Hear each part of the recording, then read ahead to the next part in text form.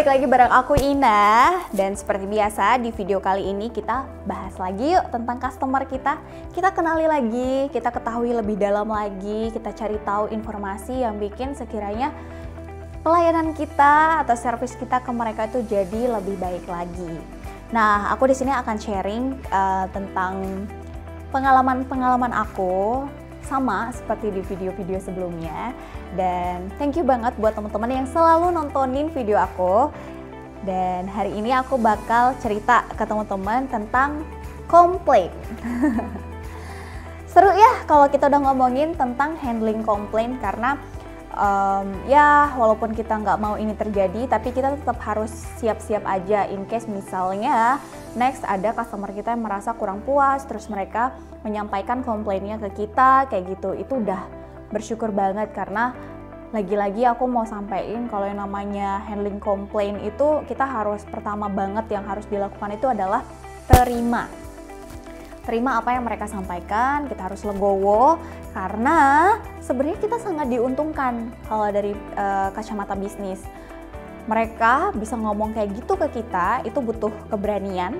Mereka udah tahu konsekuensinya apa gitu.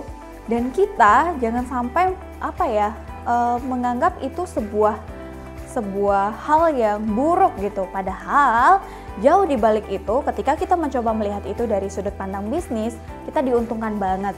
Karena mereka mencoba untuk memberikan penilaian terhadap service yang kita berikan. Mereka memberikan kita riset yang tidak berbayar atas segala hal yang sudah kita lakukan. Baik tadi ya, kita udah banyak banget ngebahas tentang CS, CX, Customer Journey. Berarti kan ada sesuatu yang masih perlu diperbaiki ya di semua hal itu ketika misalnya komplain masih datang. Nah, jadi aku mau bilang dulu, kita harus legowo dan jangan sampai teman-teman mentalnya down atau sedih. Tapi kan Mbak Ina, yang namanya kita dimarahin customer pasti ada sesuatu yang bikin kita ngerasa kayak aduh kok jeglek ya rasanya. Ada perasaan yang mengganjal gitu loh Mbak Ina pasti tahu lah rasanya. Yes, bener, karena yang namanya kita dapat energi negatif, energi rendah ya, energi marah, kecewa, sedih, terus kurang puas gitu, itu tuh memang bikin energi kita juga turun gitu, karena mereka mengirimkan energi itu ke kita. Energi berpindah dari satu orang ke orang lain. Yes, benar. Cuman ada baiknya teman-teman yang udah mengerti nih, karena sekarang lagi nontonin ini, itu berusaha untuk gimana nih kalau terjadi komplain malah kita harus bersyukur. Bersyukurnya bukan karena kita next minta komplain lagi gitu, bukan, tapi lebih kayak ke oh ya berarti ada orang yang care, ada orang atau customer kita yang peduli nih sama kinerjanya kita gitu. Nah, yang mau aku bilang first of all dari itu semua, ketika kita melakukan yang namanya handling komplain, aku mau bilang own the problem first. Menurut aku adalah ketika ada terjadi masalah, entah itu sumbernya mungkin kita belum tahu dari mana gitu, kira-kira ini siapa sih yang harus bertanggung jawab ketika customer datang ke kita dulu yang pasang badan. Oh oke, ini salah saya. Itu penting banget.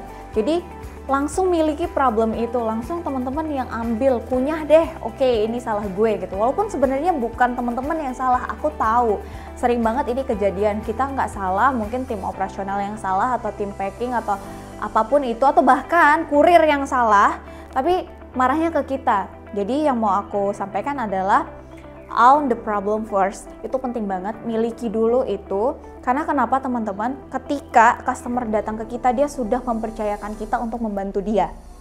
Ya, mereka datang itu hanya untuk meminta bantuan kok. Jadi sebenarnya bukan marah-marah, cuma energi dia saat itu memang lagi marah aja. Jadi kita sebagai temannya mereka, karena kan kita pengen nih tujuan akhirnya mereka partnernya kita gitu. Tempatkan diri kita ke tadi, the whole, kita ngelihat mereka itu bukan sebagai orang yang ngerempongin, ngerecokin, tapi customer ini lebih dari itu gitu. Kita pengen bikin dia jadi partner kita. Nah, seandainya partner kita lagi butuh bantuan, ada baiknya kita ngebantuin, ya.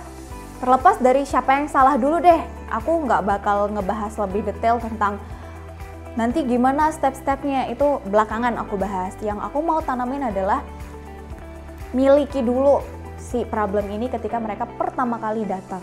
Jadi jangan denial, jangan ditolak, apalagi teman-teman ngerasa kayak ini bukan salah saya Bu, ini tuh salahnya di sini. Enggak, jangan kayak gitu. Nanti teman-teman akan kehilangan customer ini. Ya, karena kan kita melakukan bisnis mau dapetin customer. Ketika kita udah melakukan denial dan customer ngerasa kayak, loh kok jadi kayak gini sih gitu, mereka nggak akan datang lagi. Berbeda ketika teman-teman berhasil melepaskan ego, terus teman-teman menerima dengan lapang dada, dan ya udah, Bu sini saya bantuin, saya temenin. Even ibunya tuh pasti tahu teman-teman tuh nggak salah, karena dia pasti tahu sumber masalahnya di mana. Itu juga ada loh kategori orang yang kayak gitu, cuma dia pingin merilis marahnya. Dan teman-teman sebagai partner, ya aku lagi sebagai partner yang baik, kita temenin customer kita rilis emosinya dulu. Ketika mereka datang dengan energi marah, teman-teman jangan pakai energi takut. Kayak, aduh ini aku dimarahin lagi deh kayaknya. Jangan kayak gitu, tapi ikutin dia. Hah? Serius Bu kayak gitu? Serap energi marahnya dan teman-teman juga marah. Kok bisa ya Bu? Bentar ya Bu. Saya tanyakan dulu. Saya bantu ibu tenang dulu di sini, ibu duduk, saya bantu selesaikan masalahnya. Nah, dengan teman-teman bilang saya bantu selesaikan masalahnya, that's commitment, right? Teman-teman lagi membuat komitmen terhadap customer itu, dan secara tidak langsung teman-teman sudah mengklaim bahwa itu adalah kesalahannya teman-teman, kesalahan kita gitu. Jadi kita nggak lempar lagi ke siapa, ke orang A, B, C, D, E, tapi kita menyerap itu. Itu adalah secret pertama banget tentang handling komplain. Barulah nanti ketika sudah energinya rilis, energi marahnya sudah turun, reda, baru dah kita mulai pakai bahasa manusia, bahasa yang dari hati ke hati, apa yang bisa dibantu dan lain-lain. Ketika teman-teman berhasil bikin customer ini benar-benar emosinya netral, tidak lagi dengan emosi rendah, marah tadi atau kecewa, sedih, dia kembali netral, apalagi teman-teman bisa bikin dia sampai happy, bahagia dan puas, udah, you own the customer. Kamu akan dapetin si customer itu, bahkan dalam jangka panjang. Ketika dia butuh bantuan lagi, bukan hanya tentang komplain, tapi mungkin dia mau melakukan order, atau mungkin dia membutuhkan sesuatu yang sifatnya mungkin lebih mengarah ke goals kita, dia akan datang lagi kok. Dan yang dicari itu bukan orang lain, pasti Anda yang benar-benar sudah dengan tulus menerima kehadiran mereka, menerima komplain mereka, bahkan bersedia untuk dimarahi. Itulah yang aku bilang sebagai bonus ya.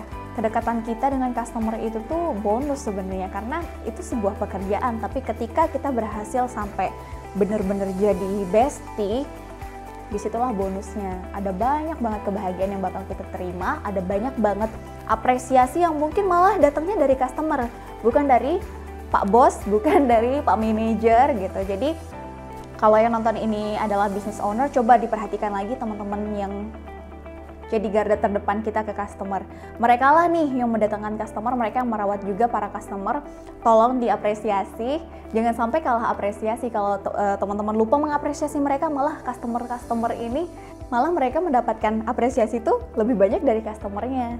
Terima kasih, itu kata-kata yang didapatkan setiap hari ya, hampir ya, terima kasih. Dan kita pasti tahu ketika customer itu ngomong tulus terima kasihnya ke kita. Well, thank you banget. Kapan-kapan kita bahas tentang handling komplain lebih secara teknikal dan lebih panjang lagi. Dan aku harap dengan ini teman-teman bisa tahu kalau yang namanya customer itu unik banget, dan mereka akan datang dengan segala macam problem yang ada, dan itu berbeda-beda tiap orangnya. Jadi teman-teman siapkan mental, pastikan teman-teman sehat terus. Pastikan teman-teman juga selalu melakukan self-improvement. Dan aku percaya teman-teman yang nontonin ini punya misi yang mulia terhadap customernya. Karena kalian tetap pengen belajar terus untuk memberikan terbaik untuk customer-customer kalian. Pasti customer kalian bangga. Thank you, bye! Sampai jumpa di video berikutnya. Dah! Jangan lupa subscribe. Dadah!